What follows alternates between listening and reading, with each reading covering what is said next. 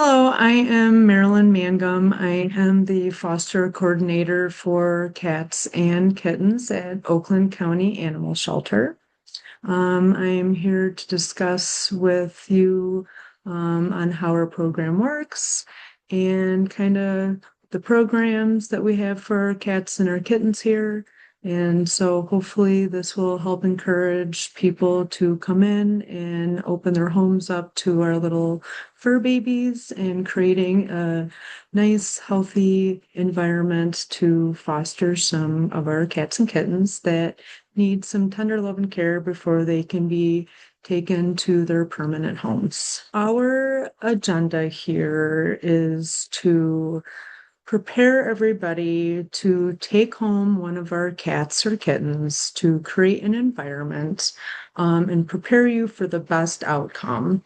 We are here to supply you with every bit of knowledge and support and supplies, such as food and uh, cat and kitten milk, or supplies such as litter and toys for stimulation and growth, getting used to new things such as toys or other stimulation that they may not have had in the shelter or outside. So we're here to prepare everybody to take care of them sometimes for a few weeks, maybe even a couple of months, depending on the age of the cat or kitten.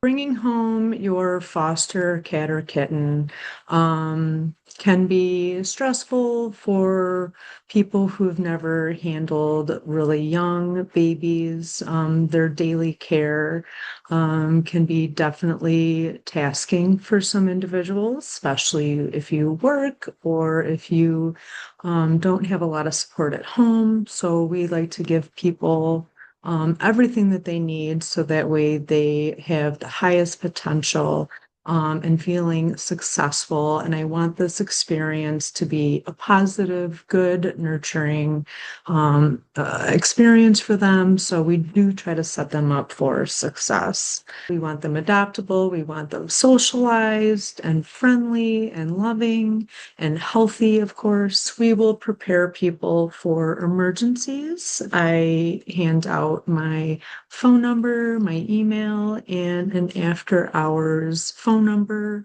that we provide to all of our fosters just in case anything happens at the times that we are not open. And we absorb any cost to the shelter, and it's not a cost on any of our fosters.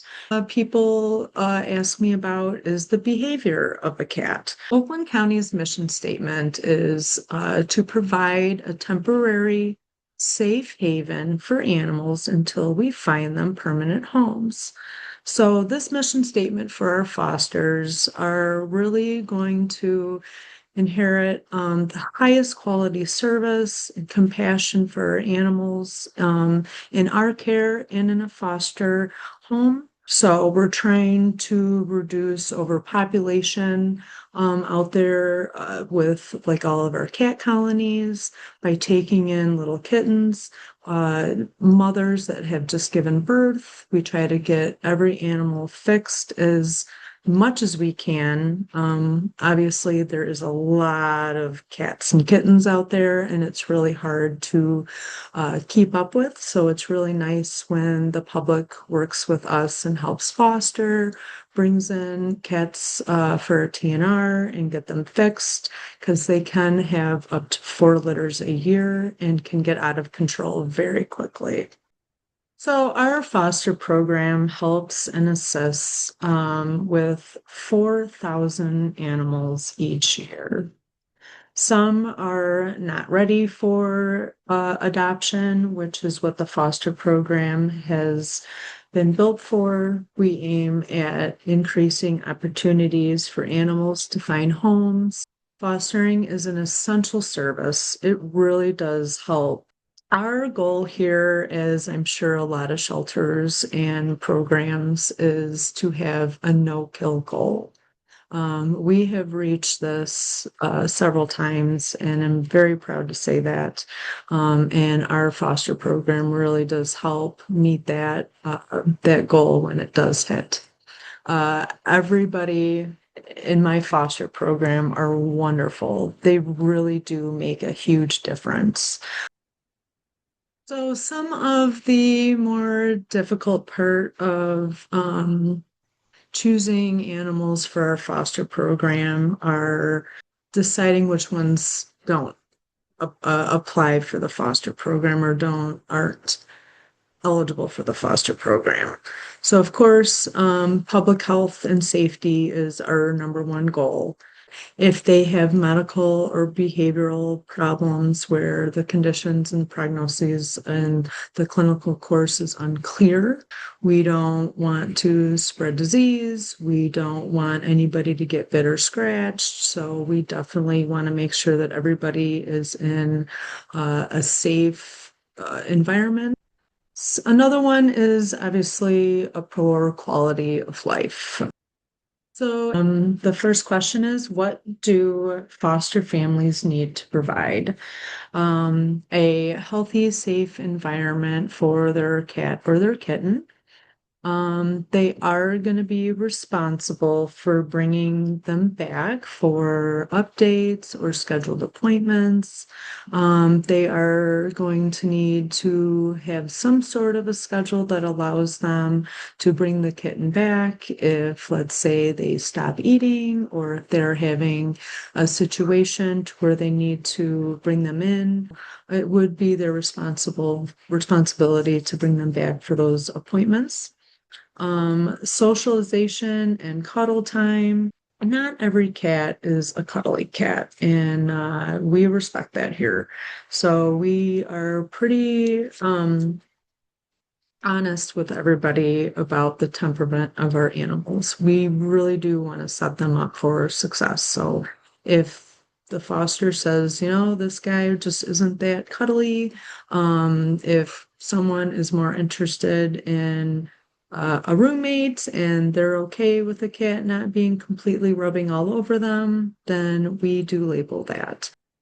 So, obviously, a cat can get more exercise and stretch and have stimulation like looking outside, watching the birds. So, having a lot of exercise and positive stimulation to help them develop is definitely something that can happen more often in a foster home. So some of the supplies that we give to everybody, obviously food, treats. I definitely like to give the little chew treats. It really does help the bond between the animal and the foster when they can provide yummy treats, toys, blankets, beds.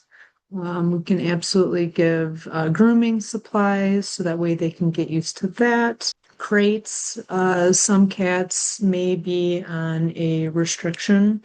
Let's say they have a broken leg and it's not good to walk around and jump around. So we can provide a cage or a crate so that way we can limit the activity. And then obviously everything needs to come back to the shelter after kitten season. So some of the cat basic guidelines is to keep all these guys indoors. We want to reduce obviously them getting hurt or running away, sickness, illness, animal attacks, things like that. So keeping them inside is definitely crucial. We also don't want anything happening between our foster animals and their pets. So quarantining them into a separate bedroom, bathroom, using baby gates. Sometimes I have some little tents that I can offer them. Fosters interested in adopting, most go through the adoption process. They still have to fill out an application. Adoption fees currently are $25 here. I typically do not make my fosters pay. I think what they've done is amazing and is payment enough. Foster volunteers are also responsible for taking precautions to avoiding incidents or accidents. So I do highly suggest, especially in the beginning, and this goes for adoptions as well, to quarantine so that way they can observe the animal in a closer, smaller area, whether they're eating, drinking, using the bathroom okay. Um, in a big house or loose in an apartment, sometimes it's difficult to check every square inch to see what's going on with them, or it prevents them from running underneath or in something and not coming out for several hours or even 7 days.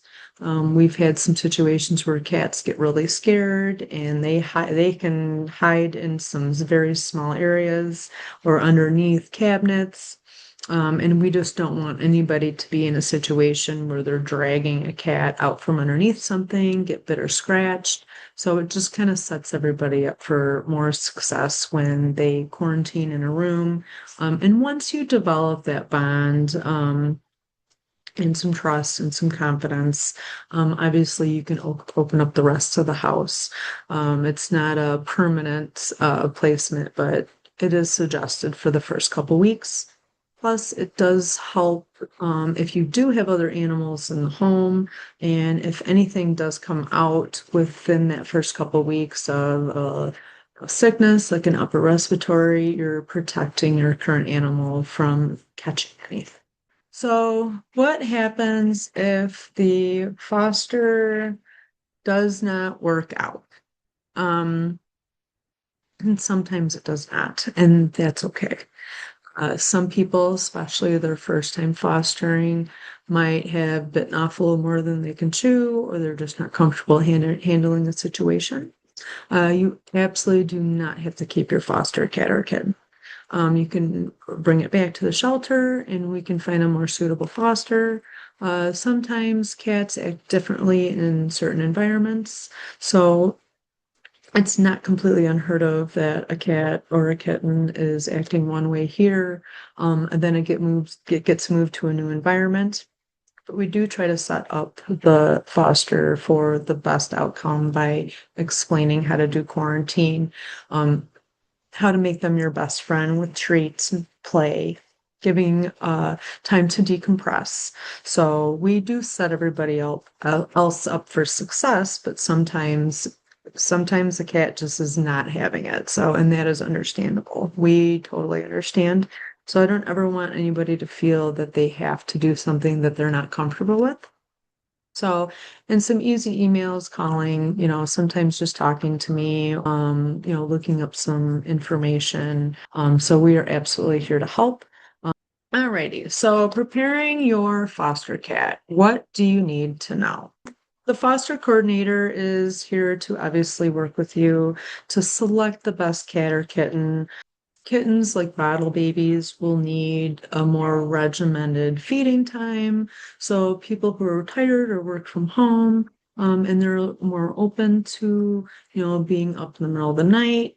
A lot of people don't realize sometimes what it takes to have a really, really young kitten. We want to make sure that your schedule and your lifestyle is not completely disrupted. So we will try to work with you and help pick out the perfect fit. So bringing home your foster cat, you definitely want to allow time for acclimation in your home. Um, Most people have animals already, and I'm okay with that. Just because you have a cat or a dog doesn't mean that you cannot foster. I actually think that after the quarantine time, it does help people say, yep, the kitten did really well with my dog or my kids or my cat.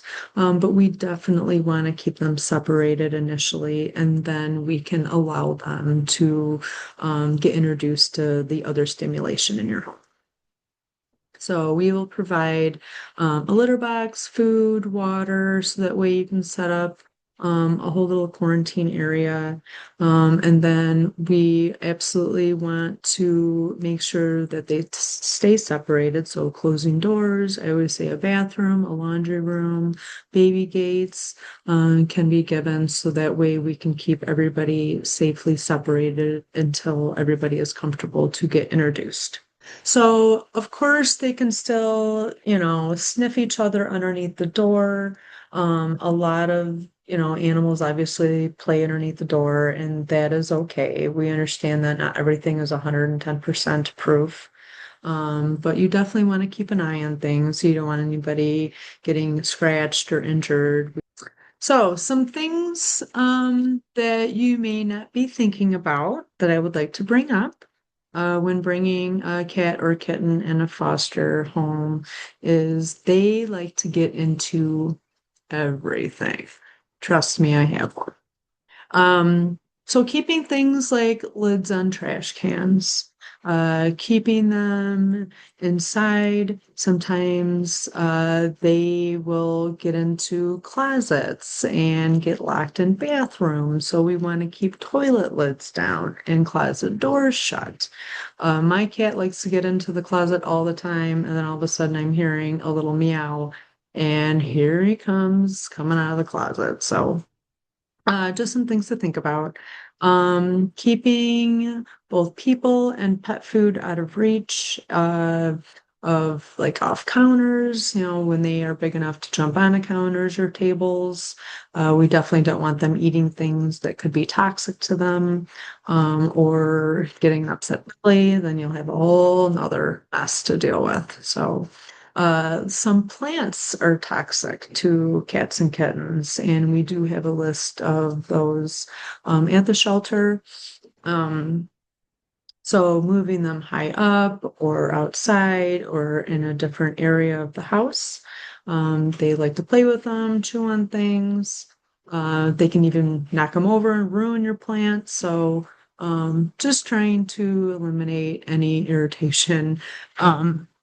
Or them getting sick.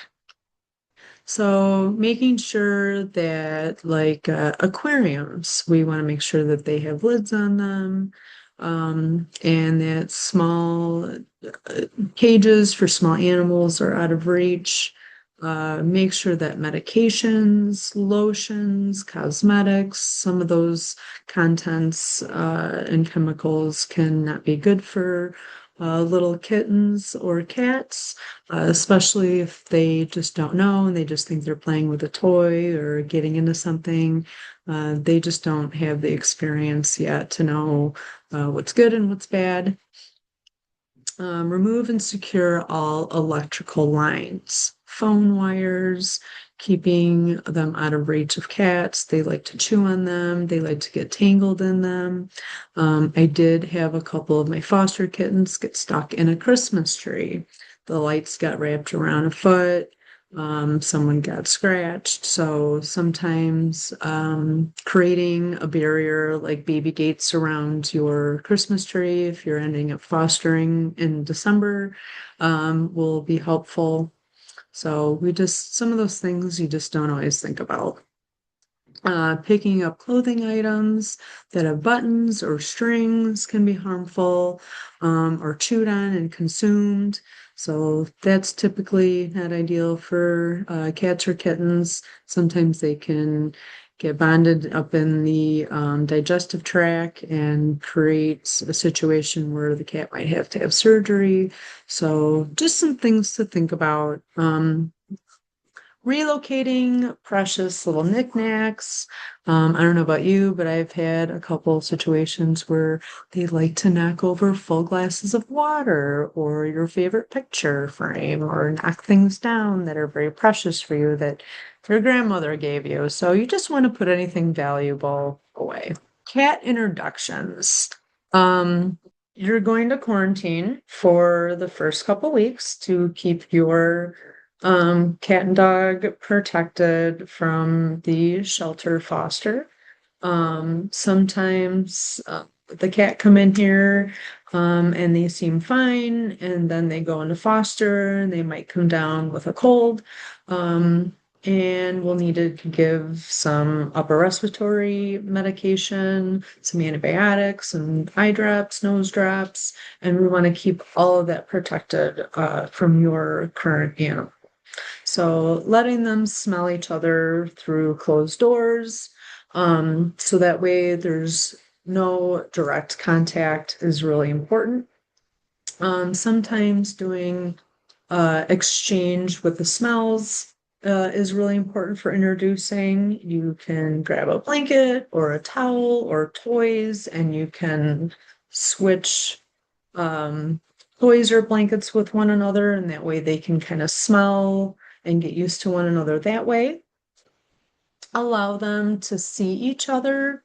Um, I have a 100-pound dog and I have a 3-pound kitten.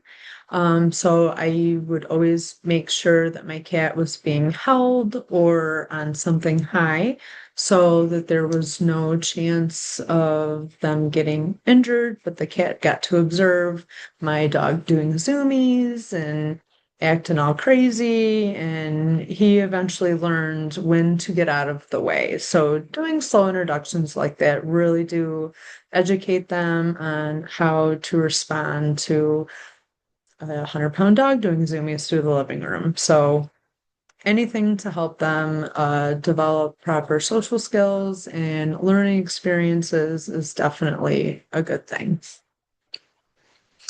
So if they seem interested in each other, slowly allow them to be introduced. And then obviously don't ever leave them alone. Sometimes the cat can show some stress or some aggression, obviously slow introduction. So maybe just doing a little bit at a time. I also set up a dog crate in my living room. So after my quarantining, my little baby was sick. So I definitely had to quarantine completely away from my dog. And then after my cat recovered, I set up a nice big dog cage, set up his whole little area in the crate. And that way my dog and the cat could live harmoniously, but not completely intrusive to one another. And it took me about a good month and a half for me to really feel comfortable.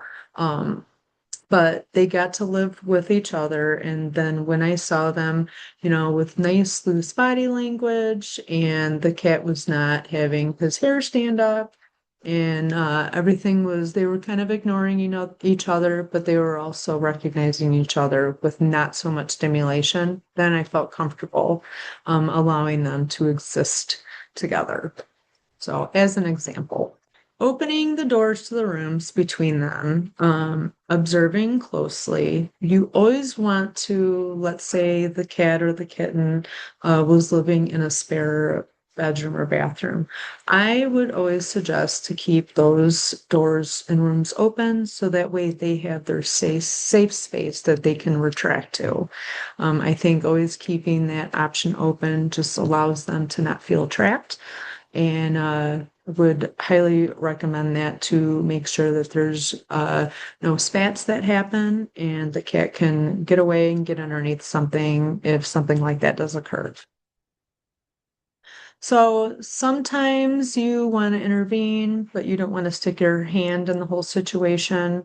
I kept a leash on my dog so that way if I needed to pull him away or give them a break, I could do that safely. Having a, soft broom or a squirt bottle if you're handling two cats, kind of deters any fights from breaking out.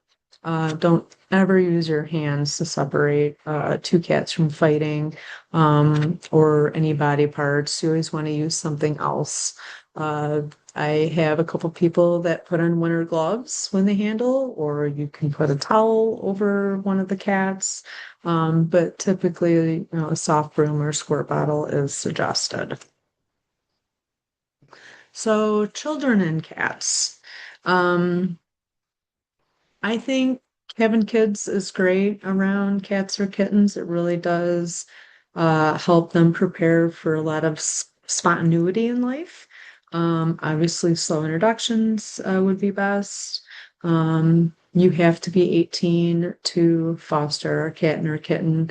And parents, obviously need to be responsible and present when they allow their children to also a slow introduction to your foster cat or kitten. It teaches them responsibility, and we can absolutely teach them to, be respectful towards animals. And I have no problem talking to kids and explaining to them what's expected out of them. Being gentle, using kind touch, things of that nature. Never leave your foster cat or kitten alone with the child. Um, we always want to make sure that they eat or sleep alone. Sometimes disturbing a cat while eating or sleeping can um, create some hostility or some stress. Some cats may nip or bite, and we just want to prevent any of that from happening, especially if they get startled. No teasing or riling up our foster cat. We really do want a peaceful, restful time for decompression, and allow them to feel safe in their new environment. We don't encourage them being chased around the house. It might scare them. Picking up a foster cat only when an adult is there to help.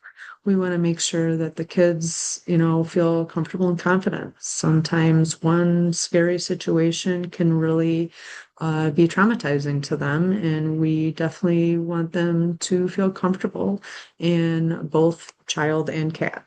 Of course, we always hear about the story of the child opening the front door and the dog or the cat flies out. So we definitely don't want to have any of those incidents happen.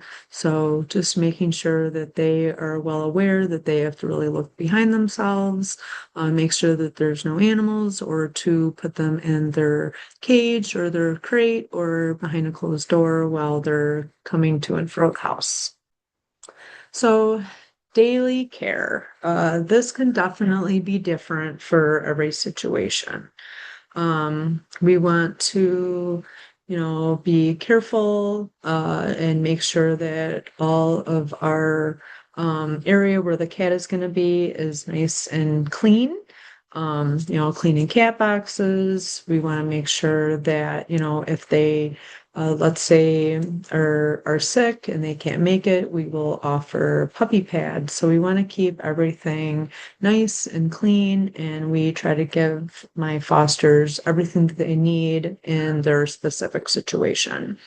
Um, so moving them around can be very stressful, going from outside or taken from their original home to being here in the shelter and then put in a carrier and then taken to a new home. It can be a lot. So just the stress of that can cause, upset belly or stress or not wanting to eat. So some cats and kittens do react differently.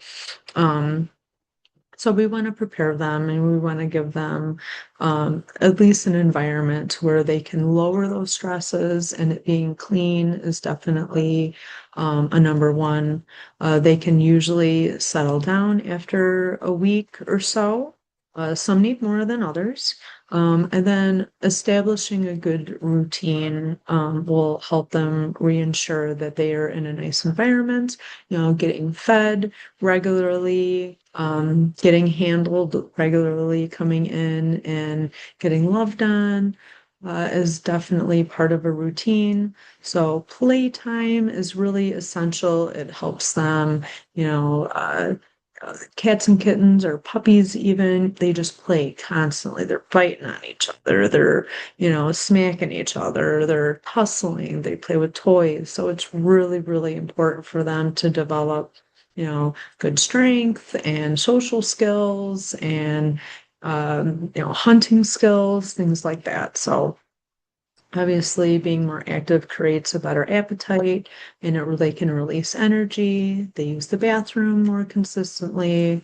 Um, so when you start recognizing things like less activity or they're just not eating that much. So you'll kind of be able to see some of the behaviors changing to allow you to act quickly on whether or not the animal is feeling well or just not adjusting well. So when you do interact and have an environment where you have a schedule, a routine, playtime, feeding time, it's just easier for the foster to act quickly. And I think those behaviors change. So our cats get dry food. We free feed here. We fill up a bowl and they can eat the dry food whenever they feel that they're hungry. Kittens get fed kitten food for the first year of their life. They get fed twice a day, once in the morning and once at night. Cats usually do a half of the big cans once a day. I highly encourage feeding wet food to all cats and kittens, or at least offer that to them. It really does help keeping them hydrated. And who wants to eat dry food all the time? I think it definitely allows them to have a little snack or a treat. It encourages eating better. We do offer the Diamonds Natural and then the Purina Friskies for the food options. We do have a variety of different foods just in case we have some that are a little bit more picky than others. So I can offer a variety of different foods, and then the foster can kind of have some fun and figure out what they like. And it's always awesome when they come back with a bio and I can have specifics on they like prefer fish or they prefer chicken or they're not a big fan of wet food. So it's always nice when a foster can really give me some good feedback on their do's and their don'ts, their likes and their what they don't like. So it really does help the adopter. So we always want to make sure that they have access to fresh food and water. So giving them fresh water every day, making sure that, they have new dry food every day and new wet food every day. Treats. We keep churu, tastefuls. We keep all of those on hand. I really do like to offer, especially with kids in the home, some nice treats. It really does help some bonding, and it's almost instant when you can give a cat a nice little chew treat, something that they just really, really love. We can also do the temptation treats, but it really helps them stay focused on eating something, and then you can be allowed to pet them, touch them, and therefore they're associating you with something yummy and a nice treat with human touch. So just doing some simple treat giving can be really awesome for the bond between the cat, kitten, and the foster and kids. Alrighty, so we're gonna discuss some uh, litter box training. So this is definitely something that you want to pay close attention to. We might have some kittens that don't know. They typically instinctually want to dig in sand. Sometimes sandboxes at parks, you'll notice, has fecal matter in it because they naturally want to dig and bury after they use the bathroom. So they typically do use the cat boxes. It's kind of an instinct to go in and dig. So they typically do. Not all of them will, though. Some of them have been outside and they're just not used to the behavior or they're too young, and they haven't had that experience yet. So we want to always make sure that the litter box is clean. Um, we want to put it in a spot that they have easy access to, so maybe not high up on something, typically on the ground, in a safe spot away from any other animals intruding on them while they're trying to use the bathroom. Uh, Typically more in a dark, quiet low traffic spot. Like I have mine in the storage unit in our basement. I put a little cat door in there. That way he can do his thing undisturbed and he feels comfortable going there. If I had my dog going there every time he went to the bathroom, he would probably choose a different spot, which is what we want to prevent. I highly suggest doing a covered cat box. It just saves you having to sweep all the litter that they might be scooping out of there. It also helps keep the odors down. If you clean the cat box every day or every other day, that typically is suffice. But they can still be pretty odorific, so keeping that cover on will absolutely help. Scooping it out once a day, completely cleaning it every 2 weeks is suggested. Dump the whole thing out, use some dish soap. If your foster cat isn't using the kitty litter box, you absolutely need to let me know. Sometimes choosing a different litter is the trick. Sometimes we have litter that's scentless or have less dust in it. So we will try to accommodate and try to fix that situation as quickly as possible. Sometimes not using the kitty litter box is the first signs of a urinary tract infection. Sometimes it can be associated with having a loose stool, pain when using the box. So they typically don't want to use that because it's uncomfortable. And then what we can do is give you medication or switch litter pans or different type of litter to help the cat be more comfortable and you having a better foster experience. Grooming your foster cat. So when I started with mine, he wanted to just bite the brush. And then I learned to put churu or some treats down, and I was able to finally get you. Now he loves it. He loves the brush. So sometimes doing something where you're kind of encroaching on an animal or having a lot of stimulation or being intrusive, like brushing, picking up, getting little knots out of his hair can be a little uncomfortable. So I usually tell people, do it slow.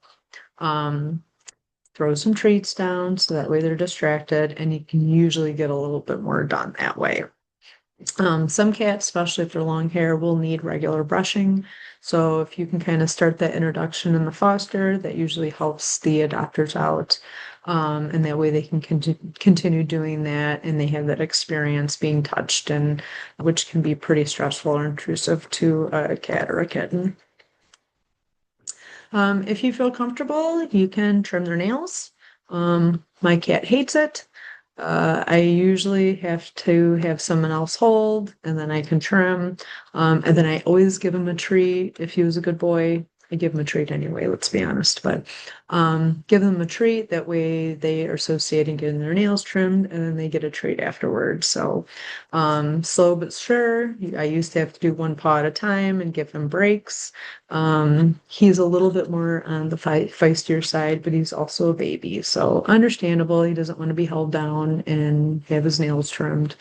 So, but he is getting better and better throughout time. Every time I do it, he's a little bit more relaxed because I think he's waiting for that treat afterwards. Cats typically don't like baths. So I usually suggest to people, you don't have to give your cat a bath. I do give out wipes, sometimes with kittens. You will need to clean them up a little bit.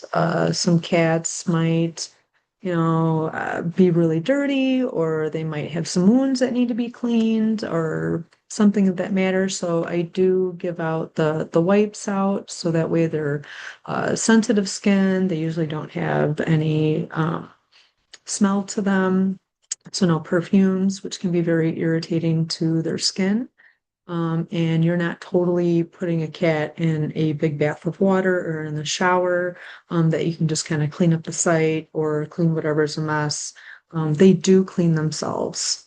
Mental stimulation and exercise is very essential for cats and kittens. Um, Playtime, encouraging socialization can release a lot of excess energy.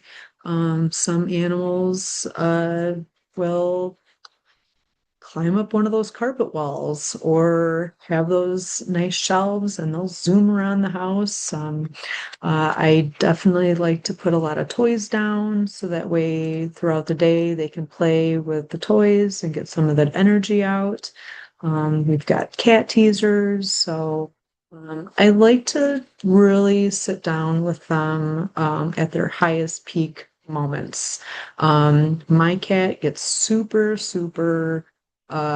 crazy, let's say, or gets his little zoomies at the end of the day. So I'm like, all right, here we are. Let's do Loki time. And we take him downstairs, and we've got a ton of toys down there, and we've got some teasers. And it usually doesn't take long, but I'm usually tuckering him out after about 20-minute play session. And then of course he has my dog and my son to play with and my husband. So there's plenty of people there for him to get his little zoomies out. Um, Trying different toys is definitely fun. We get ones that are the soft or the bells that ring. Sometimes you buy a bunch of toys and they want to play with the cardboard box or the paper that was wrapped into it. It's either way, it's a toy for them. As long as it's safe for them, they can play with whatever they want. I wouldn't leave them alone with things that have like strings, wands, yarn, sometimes even feathers that come off. We don't want them to ingest that. Strings in the digestive tract is definitely not good. So we want to make sure that whatever they're playing with gets put up, especially with strings or feathers or yarn, because sometimes they eat those things and can cause a blockage in their digestive tract. Toys such as like ping pong balls, toilet paper tubes are safe. And it really does help prevent them from biting hands and feet when they are offered something else a little bit more enticing to play with.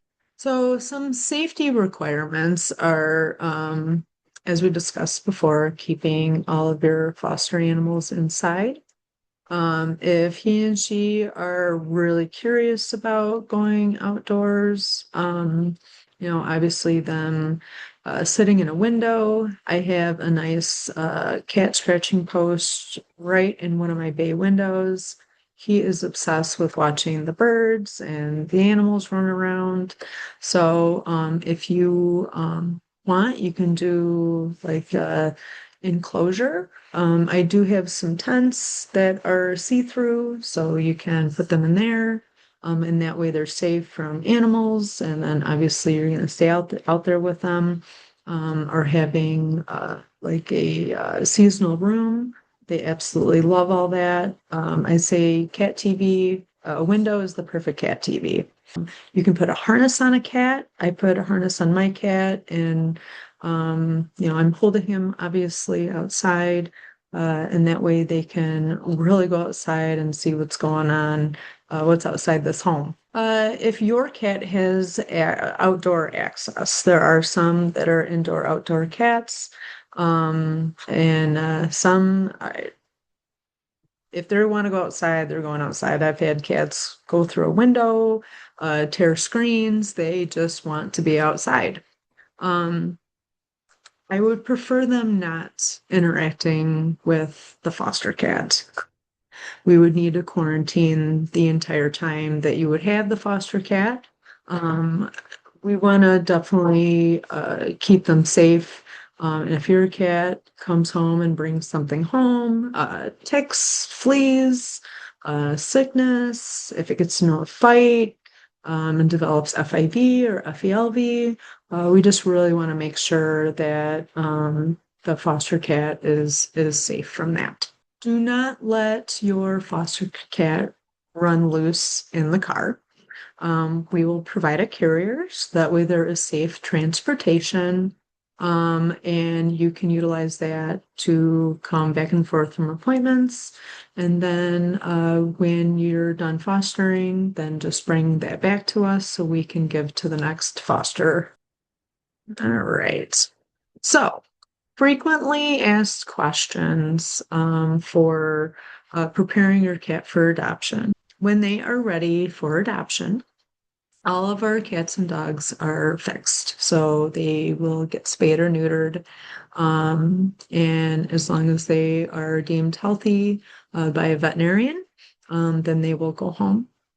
At pickup, I will go over the medical records, and then I will help you with when to set up your next veterinarian appointments by giving you a list of vaccines that they have already received and what is due next.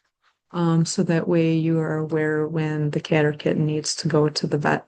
So some medical issues, that might need treatment, such as injuries, dental procedures, spay and neuter surgery, sickness. We can absolutely put that cat or kitten in foster, and then that way we can take care of any of the necessary treatments or surgeries. And then once that cat is in a good bill of health, that cat can be placed up for adoption as deemed by the veterinarian. So a lot of my fosters will email me and say, so and so came over and they really want to adopt a cat. I say, great. I usually email them an application and then they can put an application on the cat or kitten. It does not guarantee adoption. Sometimes, if we find the cat has a certain ailment or a temperament, things are subject to change. So we want to make sure that after the cat has been deemed in good bowel health and adoptable, that we are transparent with the future adopters and fosters on exactly what's going on, so that way we can set them up for placing them in the perfect home to suit the animal's needs. So they can fill out an application, and then we can put it as an interested party applicant. And then once the cat is fixed and is deemed in good bill of health, we reach out to the applicant and let them know if they've been chosen and selected for being a good adopter. Typically, I have my fosters write up a little bio for the cat or the kitten. And that way, the adopters have a little bit more insight on the temperament, do's or don'ts, likes or dislikes. They send me a ton of pictures so you can see them on how they behave in their home setting, which is really nice because sometimes when they come back and they have to be in the shelter, they kind of recluse back a little bit. And then once they're in a home again with some slow introductions, they usually come back at their normal, free-willed, comfortable temperament again. So if someone is interested in adopting, I can send you or send them a application and they can just email it to me. We try to get it as easy as possible. We always need a copy of some identification, driver's license, state ID card. My adoption fee is $25, like I had said prior. Once the cat is up for adoption with no holds, you are, required to meet the animal, make sure that you're comfortable with all of the medical and information that we have about the pet.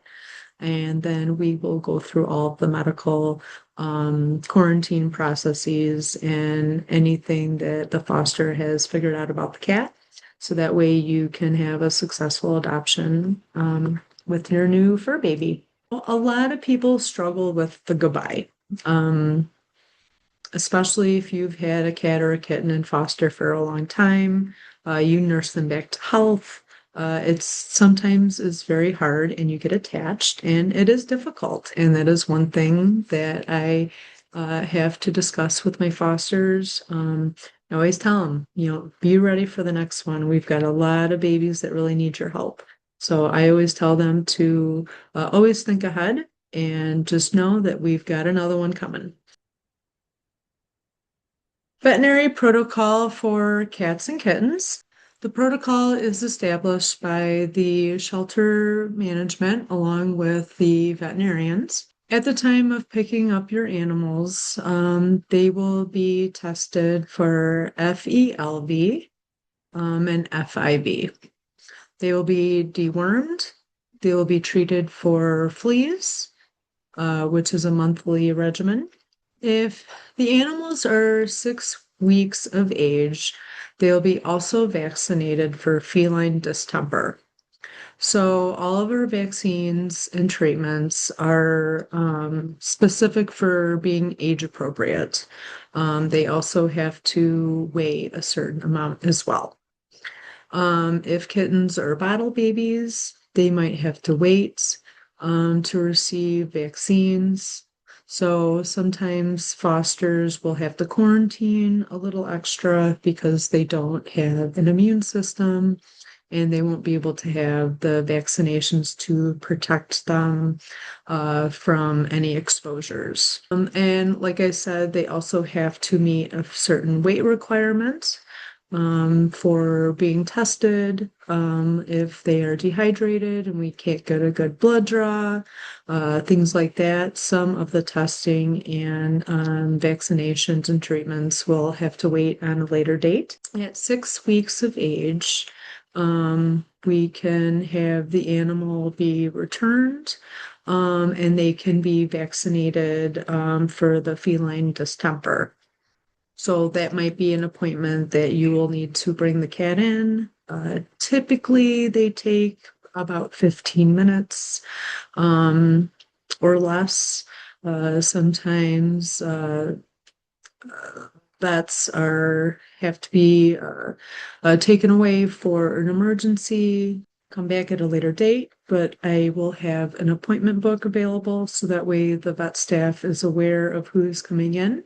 And that way there's not waiting and they will know that you're going to be coming with a kitten that need to be vaccinated. So the communication between me, the vet staff, and the fosters are very important. If the times just don't work out for your schedule, we can absolutely accommodate for that. It just takes an email or a phone call and then me talking to the vet staff so that way we have someone available and people are not waiting. At the ages of 9 to 10 or 8 to 10 weeks, and we say that because everyone grows at a different rate. So if they're 8 weeks and they're not quite 2 pounds yet, we may need to foster for an extra week, put some of that weight on, especially if the kitten or cat is robust and has a good appetite and they're doing really well and they seem to be healthy. Some of them aren't so fortunate and they're a little bit weaker, a little malnutrition. So we might want to give them some extra time, put a little extra weight on. If they're FELV or FIV positive, we typically wait. They usually have a little bit of a more compromised immune system. We want to make sure that they survive the surgery, and just adding that extra week or two really can make a big difference between survival and developing properly. After the spay and neuter, the cats or kitten will be placed up for adoption at the shelter. If you do have someone that is interested, it's really essential to email me quickly with the application so that way nobody misses out on the cat that they want to take home. If anything does happen during your foster time frame, you'll be given a phone number for an emergency contact. But bringing the cats back to getting their updates and making sure that they have their vaccines on their due dates is absolutely one step on making sure that emergencies don't happen. So you and I will work together on scheduling appointments to make sure that the cats get brought back and all their medical needs are fulfilled. If your foster cat or kitten is on medication, we will give you labels on the bottles so that way you know exactly when to give those. Typically, it's if you get antibiotics, it's every twice a day, or if you have eye drops or nose drops, 2 to 3 times a day. So we just kind of want to make sure that those directions are clear, and that you have a good understanding of how and when to give those medications. And sometimes it happens, the animal is not responding appropriately for the prescription after 4 or 5 days, you should be seeing some sort of improvement. Sometimes they need a different medication or a stronger one if they're really sick. And then just some communication, and then you picking up the meds, and then us explaining how to provide those is really all that's needed. But I will always be available to you to communicate any concerns through email. I give you my direct line, and then after hours, of course, we will have that emergency contact. Some common illnesses for our shelter animals are upper respiratory, giardia, intestinal parasites, especially if they've been outside or haven't had any vaccines. Sometimes a lot comes with them. So some upper respiratory signs or symptoms include dry cough, often with some sputum or discharge from the nose or the eyes. They typically don't feel good, so you might notice that the appetite really isn't there. They're dehydrated, which you can tell just by picking up some of the fur. If it bounces back, they're usually hydrated, and then if it does not, if it stays up, they're typically dehydrated. They might be lethargic, which means that they just don't really want to do much. If me and you are not feeling well, we want to be on the bed or the couch, and that's kind of what they want to do too. Giardia or intestinal parasites might include vomiting, diarrhea. The body is trying to purge all these things and is just having a hard time. A certain odor might be a good sign that there might be some things going on in dehydration. And of course, if they are showing any of these, some simple communication to us, a good weight on the cat, so that way we know exactly how much medication they need. Sometimes having a food scale or a baby scale at your house is helpful. If not, we always have those things here, so you can bring them in, we can weigh them, and then get the proper amount of medication and get them feeling better as soon as possible or prevent them from getting worse. Oakland County Animal Shelter provides medical care for all foster animals. Our staff authorizes all treatments for the foster animal. If the dogs or the cats need an appointment, you just need to call and notify us so we can arrange something, make sure that there's the vet staff here that we can treat or diagnose anything appropriately. For non-emergencies, you just need to call or email me, or just call up here if I'm not here and just let them know what's going on. So that way the veterinarian is aware and can act accordingly when you bring your foster back in. Foster parents are responsible for payment of medical care if taken to the vet without authorization from the foster coordinator. I do not want anybody to be in this situation. If you call the emergency number, the person that answers the phone will let you know where to take your foster if things happen outside of our open hours, our business hours. And then that um, veterinarian will give us the bill. So that way you are not responsible for paying for an emergency vet visit, which can be very, very expensive. I don't want any of my fosters having to be in a situation where they have to come out of pocket for one of the animals that we are responsible for and that you are caring for. If you wish to take your foster elsewhere, who's not on the Oakland County list, you will need approval from me, the foster coordinator, or risk having to cover the cost yourself. So, some signs of some illness that we've kind of covered a little bit on, but so some eye discharge, discharge from the nose, loss of appetite, being lethargic, being dehydrated, vomiting, um, pain or strain while urination, diarrhea, frequent ear scratching, swollen or irritated eyes, hair loss. So some of these are some pictures of what you might be seeing. So you see the eyes are kind of glassy, they're a little red around the edges. Looks like one is partly closed. You see this one definitely has some discharge around the eyes. So these guys definitely need some medication to help treat their upper respiratory. Here are some nasal discharge where they are definitely going to be having a hard time breathing through all of that. So nose drops, eye drops are usually recommended along with some antibiotics.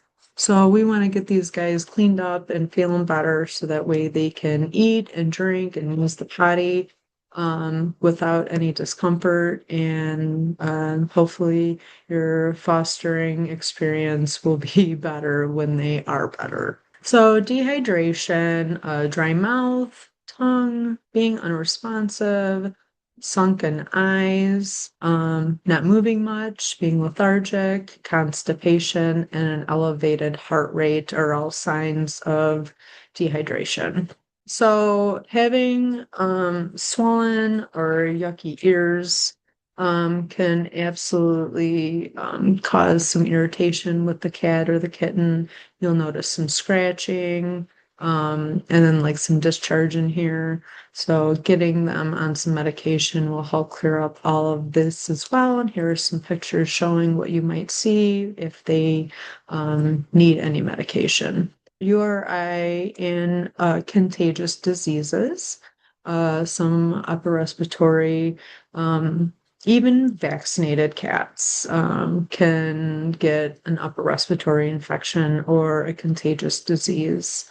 So we want you to be well aware of that. We want to be completely transparent on all the risks that you might be having to deal with. So we want to make sure that you are set up and be prepared for anything and to notice the signs or symptoms as soon as you can. So that way things don't get out of hand and sickness or disease does not spread. Confining your foster cat away from your own pets will definitely decrease your pet's exposure, like we had discussed before. It doesn't mean that they're completely protected. I mean, they can still touch each other underneath the door. They're still breathing the same air that they are in, but it does decrease it by a lot. We do not cover the cost if your animal gets sick. You will have to treat your animal at your vet. This is why we try to educate everybody on quarantining and making sure that you practice safe practices of keeping your animal and your foster animal completely separated as best as possible. We understand things do happen and there are risks there, but we are unable to cover costs for your animals if they do become ill. Upon new diagnoses or infections becomes untreatable, your foster animal may no longer be a candidate for adoption. All volunteer fosters must realize and accept that fostering does not guarantee the animal being adopted out. You're absolutely giving them the best shot. Not everybody can be saved. Sometimes those come with high emotions, and we understand. But the safety for the community is number one. The safety for you is number one. I want to make sure that you are safe and healthy, and that is my number one goal. Our last resort, of course, is euthanasia. That is a very tough topic to cover, but sometimes it is the best for that animal.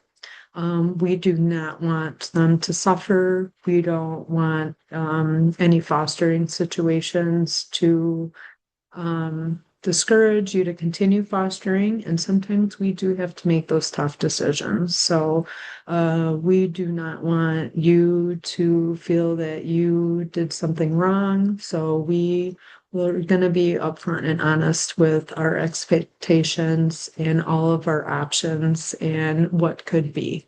So as long as you have a good understanding and realization of that, then just know that we're doing the best that we can, and we're going to keep the animals' well-being as our number one priority, and your safety and your health. Criteria for emergencies, but some emergencies that cannot wait, that need to be dealt with right now is the cat or the kitten not breathing or labored breathing, symptoms of parvovirus, bloody diarrhea, vomiting excessively. So the cat being weak. So if there's this little robust kitten running around, playing and doing everything, and then all of a sudden the next day they're not eating, drinking, and they're not moving, they're just kind of sitting in a ball. Having a fever above 1.35 is definitely an emergency. Signs of extreme dehydration. If you notice the cat or kitten is not drinking at all for a couple of days, that is definitely something to where we need to address it immediately. Cats can get dehydrated very quickly. So we want to make sure that they are given fluids and eating wet food, which can definitely help with dehydration. Dry mucous membranes. So everything should be kind of moist. The mouth, the nose should have a little bit of dampness with it. So if things are really, really dry, I often tell people, if you're dealing with an upper respiratory or having a cat that's not a big fan of wet food, having a humidifier, or giving treats that are like a churu that are kind of more fluidy than a dry treat. Anything can help just keeping the cat hydrated. Vomiting, tenting of the skin. So that is that pulling the hair up slightly, not to the point where you're causing pain, but if that skin bounces back, they're hydrated. If it stays there, they're probably dehydrated. Being abnormally lethargic, so not going anywhere, just sitting around, unable to stand, being unconscious or unable to wake up, or definitely are emergencies. Cold to the touch. Any normal, healthy animal is going to feel warm. So if they're feeling really cold, that's definitely time to call one of the emergency numbers. Anything, obviously a broken bone, any sort of trauma. The cat gets out, gets hit by a car, the cat gets stepped on. That can happen. A little tiny kitten, sometimes they mill around and they climb underneath things, towels, blankets, and if you don't see them, accidents do occur. So we are here to help, and we just want to make sure that you call and get that kitten in as soon as you can.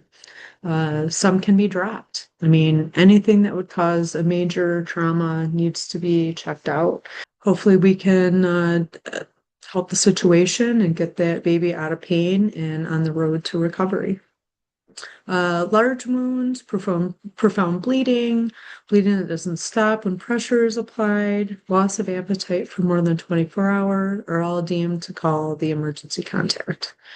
If your foster cat displays any of these symptoms, please follow the emergency protocol. I will write down my number, my email, and an emergency contact. If the animal is vomiting and has diarrhea but is still active, eating and drinking, things can typically wait the next day to get help, but you can always send me a quick email, and that way I can see it first thing in the morning, and then we can get everything situated.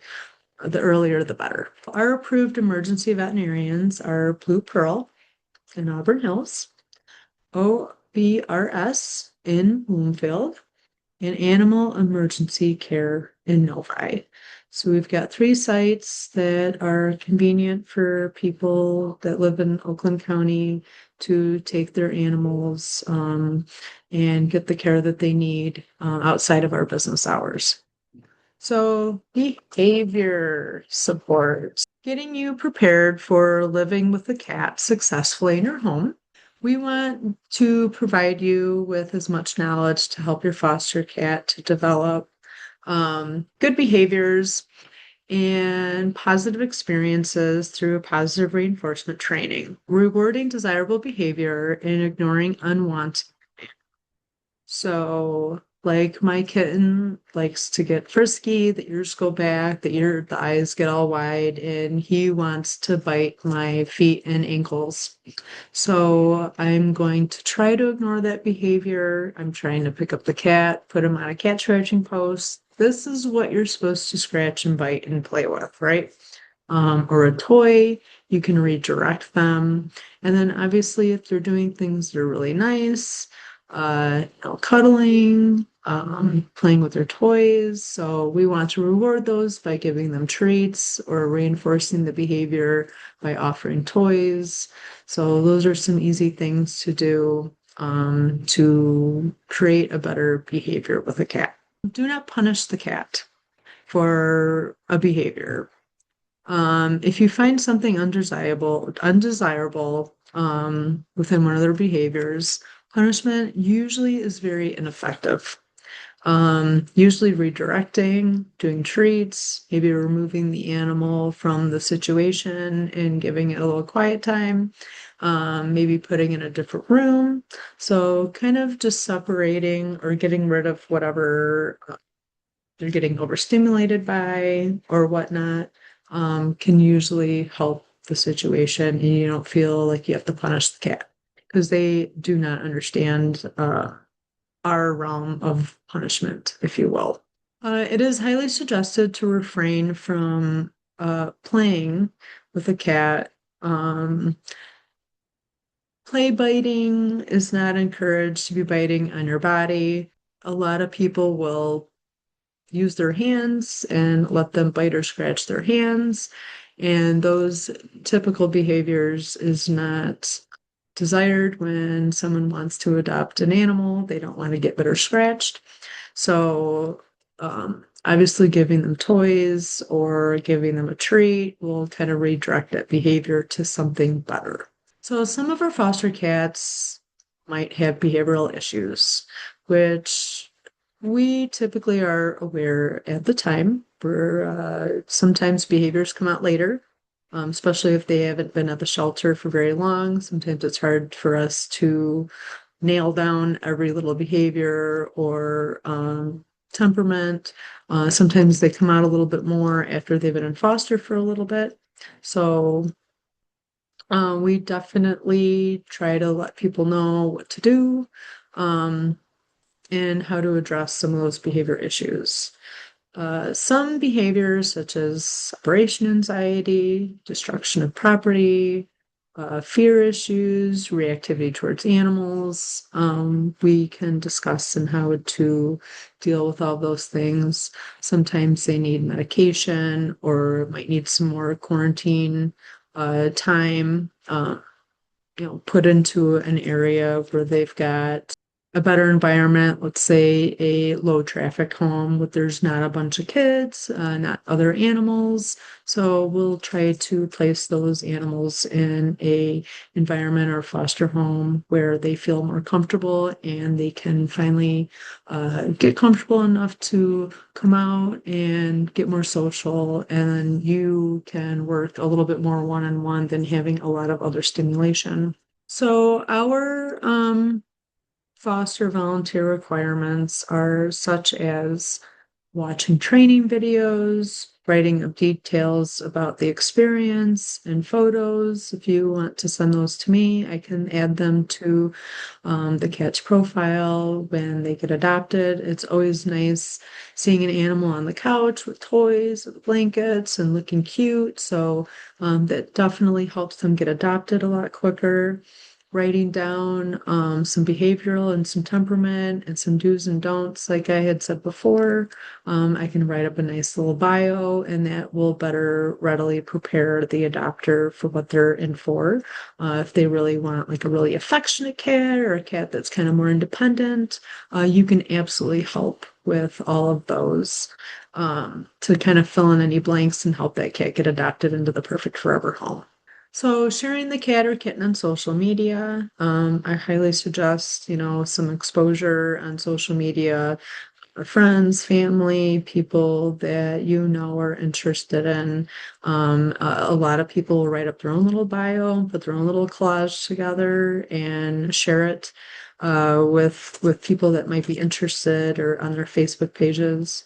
Um, some other requirements is obviously following the emergency and non-emergency protocol, being in good communication with me, or if there's an emergency, to act fast and get that baby taken care of. Following the behavior protocol with training, daily interaction, things that we had just discussed on behavior, training, daily care, everything to set you and the cat up for a successful foster experience. Bringing your cat in to do meet and greets and vet appointments. So if there's people interested in a cat, and I'm getting emails or calls on a specific animal, um, sometimes you'll need to bring the cat back a little early, especially if they are at weight and they're able to be adopted. We want to get them in here and get into their permanent home as quickly as possible. And then obviously vet appointments if they're sick or if they need vaccines. We will schedule those and fulfill those appointments on their due dates. There is a foster contract for all of the fosters to sign. I do have some points on there that you'll need to comply with, such as not taking the animal to your own vet, making sure that you bring the animal back to us. We want to make sure that there's no discrepancies between veterinarians. We have all of the back history and the medical for all these guys. So we want to make sure that they have consistency with their treatments, and we want to make sure that that you are in compliance with our veterinarian and our staff, so that way they get the best treatments and health. If you have questions or concerns, you can absolutely call or email me anytime. A kitten needs food, obviously, litter box, blankets, toys. I have stuffed animals. I even have the stuffed animals with the heartbeat for any little singletons. I think it's really important, especially when they're sleeping or eating, that they feel comfortable in their new foster home. Sometimes having a little buddy will definitely help them feel more comfortable, not so alone. Especially if you work or if you're going to be out, you can, give them a little bit of like a mom, if you will. It'll have a heartbeat, it'll have a button on it that you can stop it, or a timer to where it can be for an hour or 3 hours, depending on how long you're gone. I think that's really important, especially for singletons. They're less likely to survive, and sometimes just having that is enough for them to feel connected. Having KMR or milk replacement sometimes is essential with bottle babies. Sometimes they just don't have the teeth or are able to chew food yet, so you'll have to feed them with a bottle. So the amount is important. We'll, show you how to do everything. We'll tell you how much is typical for an animal that size or the age, so that we are completely prepared for how much to feed them, how often. Cotton balls, baby wipes are also some needs that you'll have. Bottles, syringes, and then a playpen we give out.